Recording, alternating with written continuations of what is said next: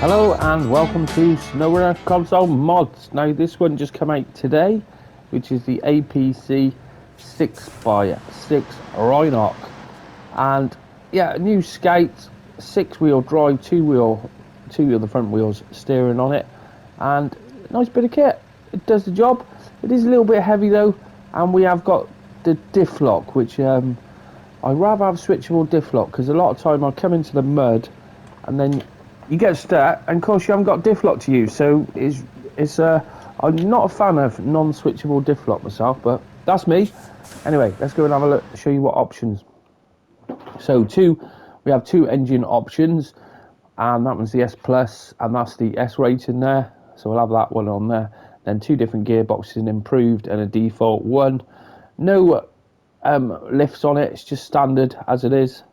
And then tyres, got a few different tyre choices, just like that. So I think we use the off-road, as they're not the greatest rating, most of the tyres, but never mind.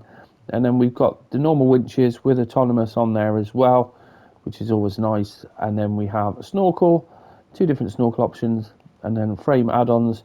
Now we've got a plough, an enforced plough, and a roof rack. So I won't take the plough out. I've got another one just set up outside, so we'll use that one, and it does move rocks. And then we have miscellaneous. Now this has a radar on the top, just like that. I'll tell you what, we'll put the radar on that one, and we're going to show you that when we go out of the garage. And then we've got a few parking lights and horns and what have you. Then front side is the cabin protector, and then rims, just 4 different rims available, just like that. And then colour choices, loads of different colour choices, as you can see.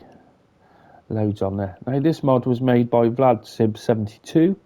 I'll leave a link in the description for the mod on Mods.io, as I do on all the mods.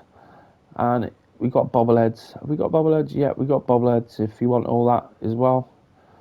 So jobs are good. Okay.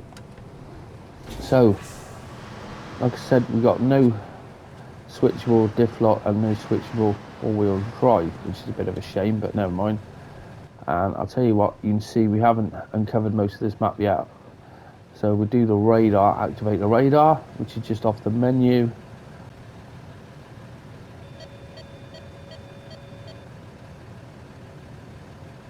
There we go, just like that. And then go on the map and you see the area has been scanned. It does do quite a fair area. You can see it's more or less done that whole square. So trailer wise, got quite a few different trailer options for it, as you can see, just like that. But we won't be using trailers today. And let's go and have a fly around the proving ground. Now I haven't got the plough on because I did find when you're going through some of the mud, and I took it in the water earlier and had quite a few problems with it. Oh, hang on, got to get used to this steering. Well, problems as in, because it's hanging on the front, as soon as you dip into the water it gets caught on the ground, and then I couldn't get the APC back out. It was just stuck, wasn't having it whatsoever. And I'll tell you what, let's change the time, put it for 1300, get rid of that bloody mist. I hate it on the proving ground, that mist. Always here, every bloody day, no matter what time, it's always there. So there you go. Anyway, let's fly down the back here, and we'll put it in through some of the mud. And like I said, I find it's okay, but you've got to keep moving. If you stop, that's it, you are a goner. But it would be nice to have switchable diff lock there, so when you do get stuck, you can hit the diff lock and then give you a little bit more. But that's what I find, that all these vehicles what have the non-switch diff lock, it's a waste of time. It really is. It's a waste of time. There's no point having a permanent diff lock. So here, let's go into low minus, low, and then low plus, just like that. Now we've got a 460 litre fuel tank, so should be enough to keep you going for a while. And then in auto, what's our fuel burn? Our fuel burn is, wow, it's about 16, the highest I've seen there, 19, 18. Does that drop down if we go into Oh, let's get it lined up first. Go into high. Yeah, it drops down a little bit, but not too much.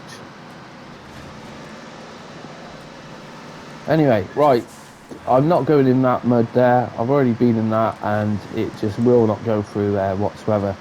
Now the second one, it was struggling in that one first, and in the first one it was fine. So it's not great in the deep mud. You just got to watch what you're doing. Like all the suspension, it takes all these knocks and these rocks with no issues whatsoever. Whoa, bugger. I didn't do that earlier, and I'll tell you what, no visible winch points. Typical, isn't it? Luckily, I've got another vehicle over there. Okay, we're going to recover that in a minute. So this is the one with the plough, and it's got it was the enforced plough and the plough. So I've got the enforced one, and you basically put that down like that, and it will move the rocks out the way. Let's put it into low. Otherwise you do sort of just end up bouncing over. But it's the same thing again. You've got to have a level piece of ground, because otherwise it goes straight over the top of them. But you can see it does move them out of the way. Well, it doesn't really make much help really, because they spawn back into the game anyway. So bear that in mind. If you think, oh, I'm going to go and clear a load of rocks, then you'll clear a load of rocks. As soon as you come back into the game, they'll be back again. But that is the plough for it there. So it all does work. Let's get rid of that plough, lift it up. Just like that. Come on.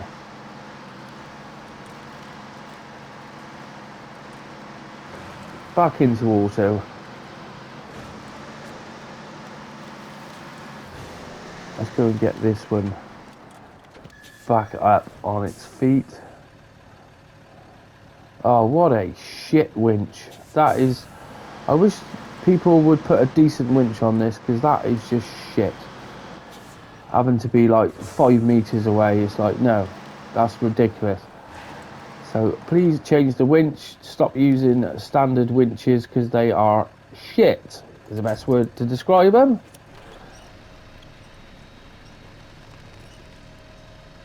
And there we go, that's back on its feet.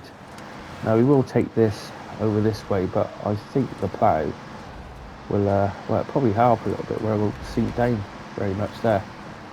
Of course, with the plough, every time you hit the ground, then a load of mud and stuff comes up, but you see it perform through there pretty easily.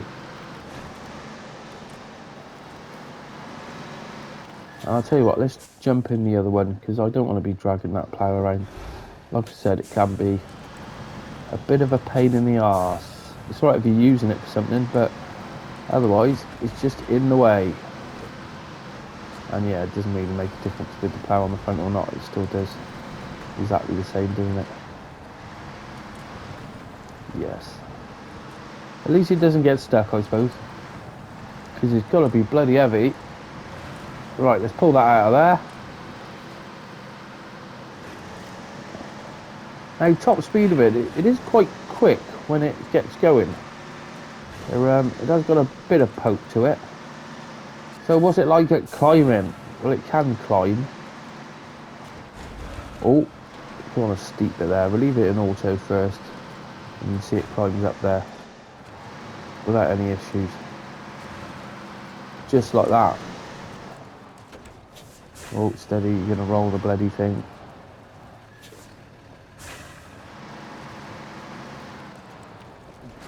Whoa. Right then, I'll show you what it was like in the mud.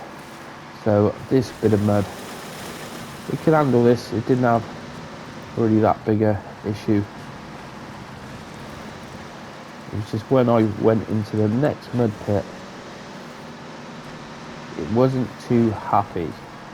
As it was going in, I'm not going in very far, because I know we're going to get stuck. Yeah, I did it earlier, went in, and it just bummed out and stuck. Just like that then. You're like, Oh, it's still moving. Just be nice to have that switchable diff lock rather than the permanent diff lock. Not a fan of permanent diff lock. I think it's a waste of bloody time. You want to, if you want to be able to get stuck and then hit that diff lock, and it'll give you that extra leverage to get out. I don't know why the modders use permanent, really, to be fair. I'll never put it on my vehicles, I know that.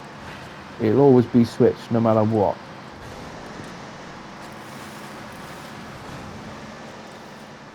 So yeah, out for console mods today.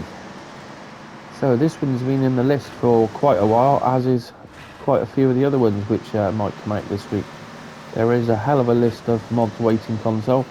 Hopefully they can get through that list this week, would be great. Really would. Righto, that's it for today's Snowrunner console mods mod review for the APC 6x6 Rhinoc. I hope you've enjoyed this video, and if you did, why not go and check out my other videos. I've currently got over, getting on for nearly 600 Snowrunner videos, so a lot to choose from. And did you know I cover Snowrunner news? Thanks for watching. Till next time, goodbye.